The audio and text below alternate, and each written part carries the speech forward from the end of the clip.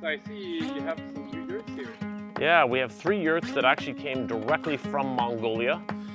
We installed them this Monday. An amazing team from Groovy Yurts led by Peter and Eve. We rocked out 3 installs in about 10 hours.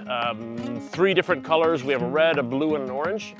They're all about 20 feet in diameter, and they're actually authentically made by a family in Mongolia. There's a family of 11 that specialize in making them. From the horsehair that you see on the wrap, from the canvas stitching, from the painted doors. If you saw inside, you saw all the posts and the columns are all hand painted. So everything is done like authentic, the way the Mongolian people would use them in their homeland is exactly what you'll experience when you stay in them here. And when can I start renting one?